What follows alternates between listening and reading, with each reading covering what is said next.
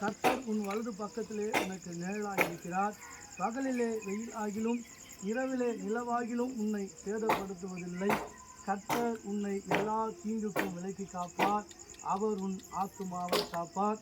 கர்த்தர் உன் போக்கையும் உன் வரத்தையும் இது முதற்கொண்டு என்றென்றைக்கும் காப்பார். ஆமென். அல்லேலூயா.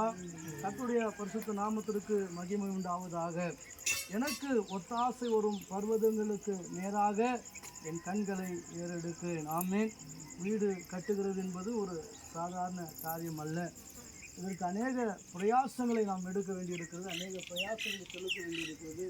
பணம் ஒரு பக்கம், ஆட்கள் பலன் ஒரு பக்கம் இருக்கணும், மற்ற மனிதர்களுடைய ஒத்தாசை, இப்படி பல வகையில் ஒரு இல்லத்தை கட்டி முடிப்பதற்குள்ளாக பல சிரமங்களை குடும்பத்தார் சந்திக்க வேண்டியதாக இருக்குது. ஆனால் வேதம் சொல்லுகிறது, எனக்கு ஒத்தாசை வரும் பர்வதங்கள் அப்படின்னு பார்க்கும் கர்த்தருடைய சமூகம் நமக்கு உதவி செய்கிறதாக இருக்குதுன்னு பார்க்கிறோம்.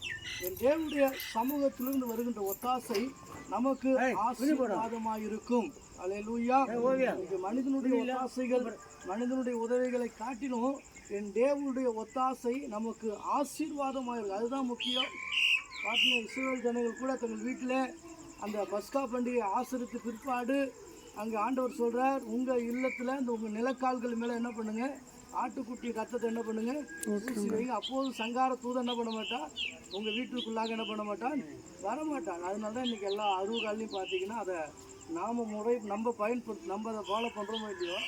ஆனால் இந்துஸ்கள்லாம் பார்த்தீங்கன்னா அந்த அருவு காலுக்கெல்லாம் நல்லா பூசி சிகப்பு போட்டு வச்ச அம்மா கூட கேட்டாங்க, சிவப்பு போட்டு வச்சிங்களா, அதனுடைய அடையாளம் அதுதான். எதுக்குன்னா அந்த அந்நாட்களில் இஸ்ரவேல் ஜனங்களுக்கு ஆண்டவர் அந்த கட்டளை இட்டார், ஆட்டுக்குட்டியின் ரத்தத்தை என்ன பண்ணுங்கள் உங்கள் நிலக்காலில் தெளித்து வைங்க. அப்போது சங்கார தூதன் ஒரு அழிவு நாசம் மோசங்கள் வீட்டுக்குள்ளே என்ன பண்ணாது, வராது என்பதற்காக அதை கடைப்பிடிக்க ஆண்டவர் சொன்னார். ஆமென். இன்றைக்கு ஆவிக்குரிய வாழ்க்கையில் தேவனை ஏற்றுக்கொண்டிருக்கிற நம்முடைய வாழ்க்கையில் அப்படிப்பட்ட காரியங்களை செய்யலனாலும் கூட நாம் இதை தேவன் நமக்கு கொடுத்த அதிகாரத்தினாலே இந்த நிலக்காலை இன்றைக்கு என்ன பண்ண போகிறோம், பரிசுத்தப்படுத்த போகிறோம். ஆமென். அல்லேலூயா. உலக பிரகாரமான சடங்காச்சாரங்களால் அல்ல, கர்த்தர் நம்மை காக்கிறவராக இருக்கிற வானத்தையும் பூமியும் உண்டாக்கின கர்த்தரிடத்திலிருந்து எனக்கு ஒத்தாசை வரும். உன் காலை தள்ளாட விட்டால் உன்னை காக்கிறவர் உறங்கார். உங்களை காக்கிற தேவன் இருக்கிறபடினால எல்லா சடங்காச்சாரங்களையும் மீறி கூட எவ்விதமான பாதிப்புகள் நமக்குள்ளே வருகின்ற போது அதை கர்த்தர் நம்மை காக்கிறவர் இருக்கிறார். பாருங்கள், அவர் எப்படி நம்மை காக்கிறாரா, இஸ்ரவேலை காக்கிறவர். அவர் என்ன பண்ணுறதா, உறங்குவதும் இல்லை தூங்குகிறதும் இல்லை. அவர் உன் வலது பார்சத்தில் உனக்கு எப்படி இருக்கிறாரா, நிழலாக இருக்கிறார். இந்த இல்லத்துக்குள்ளே என்ன பண்ணாது, வெயிலாகிலும் நிலவாகிலும் உங்களை என்ன பண்ணாது, சேதப்படுத்தாது. உன்னை எல்லா தீங்குக்கும் விலக்கி காப்பார். உன் ஆத்துமாவை காப்பார். உன் போக்கையும் வரத்தையும் இது முதற்கொண்டு என்றென்றைக்கும் காப்பார். ஆமென். குடும்பத்தார் ஆமென்னு சொல்லாமல் இந்த ஆசீர்வாதங்களை எல்லாம் கர்த்தர் உங்கள் வாழ்க்கையில் கொடுக்க போகிறார். இன்றைக்கு இந்த நிலைக்காலை நாம் நிறுத்தவிருக்கிறோம். இந்த நிலைக்காலின் மேலே கர்த்தருடைய ஆசீர்வாதம், கர்த்தருடைய சுத்திகரிப்பு, தேவனுடைய கிருபை இப்பொழுது அது இறங்கி இருக்கிறதுனாலே இதை தேவன் நமக்கு கொடுத்த அதிகாரத்தினால் இதை பரிசுத்தப்படுத்தி இதை ஆசீர்வதித்து இந்த நாளில் இந்த இல்லத்தில் நாம் இதை நிலைநிறுத்த போகிறோம். இந்த இல்லத்திற்குள்ளாக சங்கார தூதன் பிரவேசிக்க மாட்டான். இந்த இல்லத்துக்குள்ளாக நாசம் மோசங்கள் ஏற்பட போகிறதில்லை. இந்த இல்லத்தை கர்த்தர் காத்து நடத்த போகிறார். ஆமென். அல்லேலூயா. அல்லேலூயா. இந்த இல்லத்துக்குள்ளாக நீங்கள் எடுக்கிற எல்லா பிரயாசங்களையும் என் தேவன் பரத்திலிருந்து ஒத்தாசை அனுப்பி அதை உங்களுக்கு வாய்க்க பண்ணவிருக்கிறார். ஆமென்னு சொல்லாம குடும்பத்தார். அல்லேலூயா. எல்லாம் செபிக்கலாம். எங்கள் பரலோக பிதாவே, பரிசுத்தமுள்ள தேவனே, நன்றியோடு ஸ்தோத்திரிக்கிறோம் கர்த்தாவே. இந்நாளில் கூட தகப்பனே ஆண்டவர் எங்களுக்கு நீர் கொடுத்த அதிகாரத்தின் நிமித்தம் ஆண்டவர் எங்களுக்கு நீர் கொடுத்த அந்த ஆண்டவரை ஸ்தோத்திரிக்கிறோம். அப்போ ஆசீர்வாதத்தின் நிமித்தமா இப்போ இந்த குடும்பத்தை நாங்கள் ஆசீர்வதிக்கிறோம் ஆண்டவரே. இந்த குடும்பத்துக்காக செபிக்கிறோம் கர்த்தாவே, ஸ்தோத்திரிக்கிறோம்.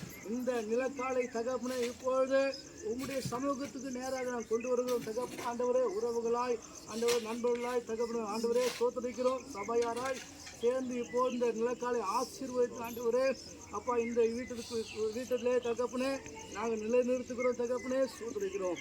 உம்முடைய ரத்தத்தை நாங்கள் தெளிக்கிறோம் கர்த்தாவே. இதை கர்த்தர் பரிசுத்தப்படுத்துங்க தகப்பனே, ஸ்தோத்திரிக்கிறோம்.